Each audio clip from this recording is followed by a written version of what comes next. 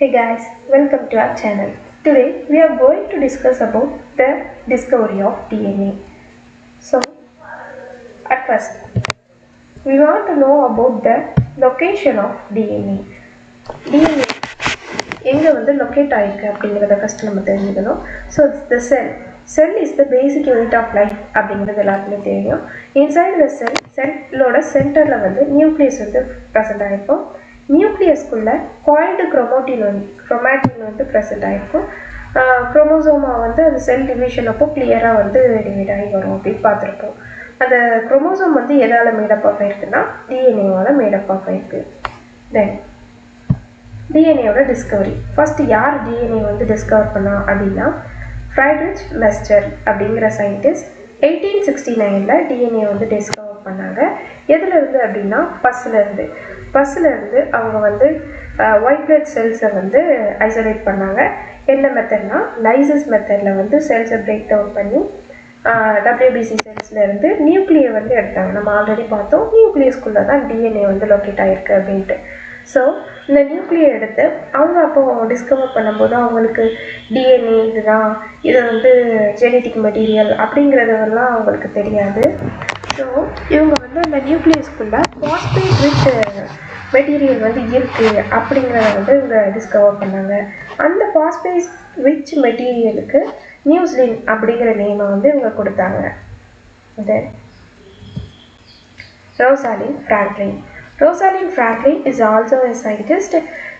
இவங்களும் டிஎன்ஏ வந்து டிஸ்கவர் பண்ணணும் அப்படிங்கிற ஒரு ரிசர்ச்சில் வந்து இன்வால்வ் ஆனாங்க. அப்போ இவங்க என்ன மெத்தடில் வந்து டிஎன்ஏ டிஸ்கவர் பண்ணாங்க அப்படின்னா எக்ஸ்ரே டைஃப்ராக்ஷன் மெத்தடில் டிஎன்ஏ ஃபைபர்ஸை வந்து ஐசோலேட் பண்ணி அந்த டிஎன்ஏ ஃபைபர்ஸை கிறிஸ்டலோகிராஃபி மெத்தடில் அரேஞ்ச் பண்ணி எக்ஸ்ரே லைட்டை வந்து ஃபால் பண்ணும்போது அந்த ஃபைபர்ஸில் இவங்களுக்கு வந்து ஃபோட்டோ 51 அப்படிங்கிற இந்த பிக்சர் வந்து கிடச்சிச்சு.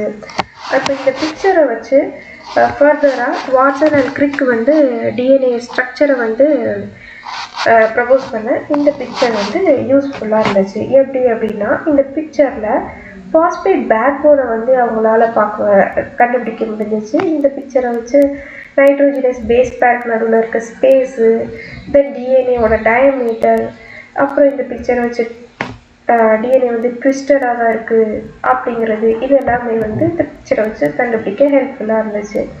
இவங்க வந்து இந்த பிக்சரை எப்போ எடுத்தாங்க அப்படின்னா 1952 வந்து எடுத்திருக்காங்க.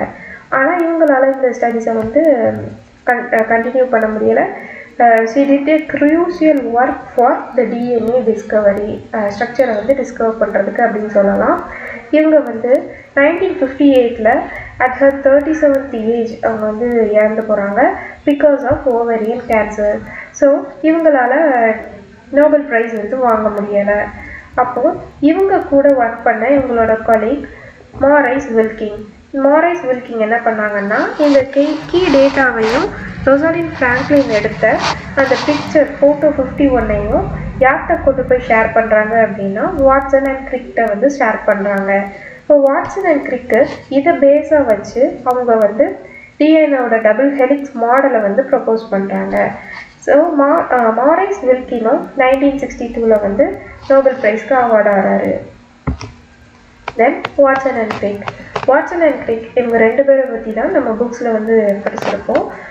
James Watson and Francis Crick propose the double helix structure of DNA. இவங்க எப்போ ப்ரப்போஸ் பண்ணியிருக்காங்க? 1953 டிஎன்ஏ ஸ்ட்ரக்சர் வந்து ப்ரப்போஸ் பண்ணியிருக்காங்க.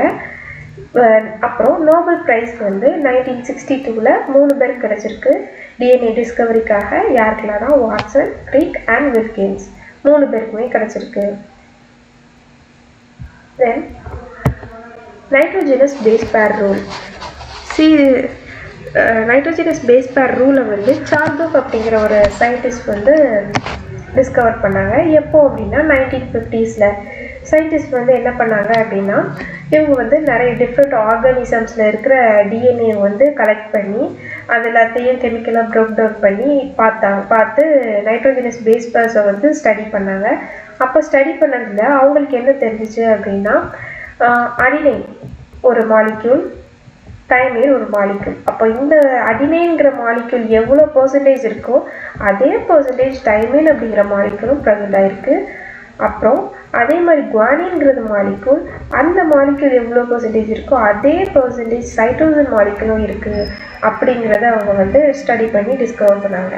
அப்படி பார்த்ததில் அடினைனானது தைமின் கூட தான் பேர் ஆகிருக்கு, குவானினானது சைட்டோசின் கூட தான் பேர் ஆகிருக்கு.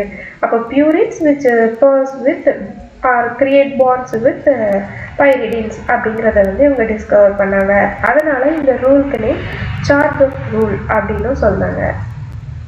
தென் டிஎன்ஏ டிஸ்கவரியை வந்து உங்களுக்கு ஏதாவது டவுட்ஸ் இருந்துச்சு அப்படின்னா கமெண்ட்ஸில் சொல்லுங்கள். தேங்க்யூ.